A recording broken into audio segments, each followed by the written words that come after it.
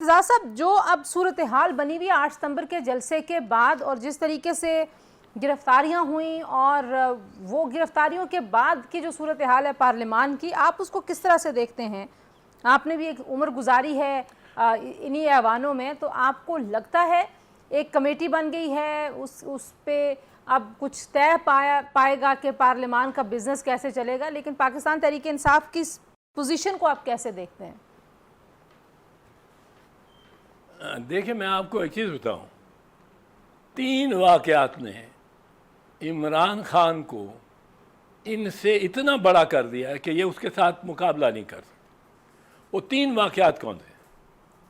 پہلا واقعہ یہ 8 فروری 8 کا جو الیکشن تھا، اس الیکشن میں انہوں نے اتنی اور دیدہ دلیری کے ساتھ دن دہاڑے کی ہے ریگنگ، کینڈیڈیٹس کو اٹھایا ہے آر او کے دفتر سے، پروپوزر سیکنڈر کو اٹھایا ہے آر او کے دفتر سے، آر او کے سامنے بیٹھے ہوئے اور اٹھا کے لے جا رہے ہیں۔ آر او آنکھ سر نہیں اٹھا رہا کہ کہیں کچھ یہ نہ لگے کہ میں نے دیکھا بھی ہے اور اٹھا کے لے گیا۔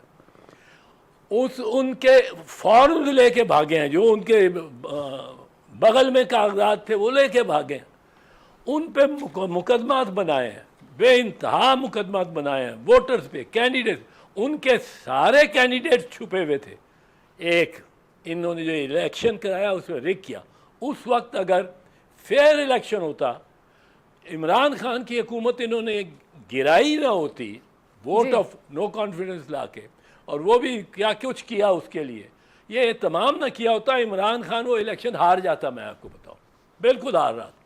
وہ گورنمنٹ میں انکمبنسی ہونا بہت بڑی پرابلم تھی، اور عمران کی performance was not very good. ٹھیک ہے، دوسری کیا غلطی کی؟ Not very good. میں دوسری غلطی کی انہوں کی ایک شاہانہ غلطی، یہ 9 مئی کی 9 مئی کی آپ کہہ جاتے ہیں، وہ سارے کہتے ہیں جی 9 مئی ہم 9 مئی کے بڑے ہم، وہ سارا کام جس دن جرا ہوئی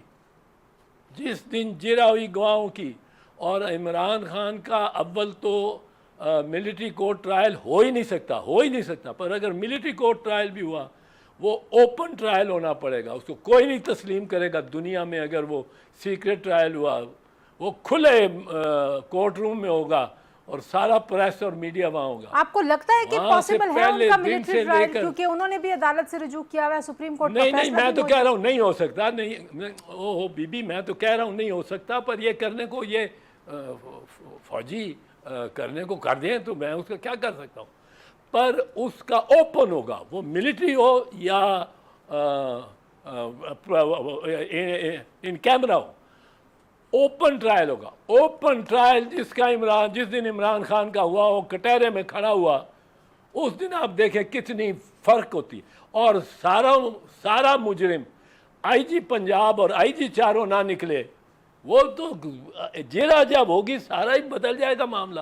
ٹھیک ہے، کوئی آئی جی بتا سکتا ہے لیکن کہ کور کمانڈر کا گھر جل رہا ہے اور کوئی ایک ایس ایچ او بھی نہیں اس کا پہنچا اور اس نے کسی کو شو کاز نوٹس دیا۔ لیکن اعتزاز صاحب، جو مطلب آپ سے بہتر کون جانتا ہے کہ جو انسٹیگیشن خان صاحب نے کی، آپ نے ساری زندگی قانون کی اور آئین کی بات کی ہے، جس طریقے سے عمران خان صاحب نے ایک اپنی نفرت انگیز سیاست کی، اس کے تو شواہد ہمارے سامنے نا، وہ تو ہماری آنکھوں کے سامنے ہے۔ ایسا تو نہیں ہو سکتا کہ آپ سرکمسٹانشل جتنی بھی چیز ہے اس کو سب کی نفی کر دیں اور کہیں کہ بس ایک دن آئسولیشن میں 9 میں ہو گیا، just for the sake of argument. میں آپ سے نہیں، یہ تو پروف تو کرنا ہوگا پروسیکیوشن نے، برڈن آف عمران خان کو تو کوئی مست ہے، پروسیکیوشن نے پروف کرنا ہے۔ ٹھیک ہے، کس چیز سے پروف کر رہے ہیں؟ کہ نعرہ لگا رہی ہے یاسمین راشد کے اندر نہ جاؤ، واپس آ جاؤ، وہ پڑی رہی ہے بیچاری کینسر کی پیشنٹ اور جیل میں رکھا ہوا ہے۔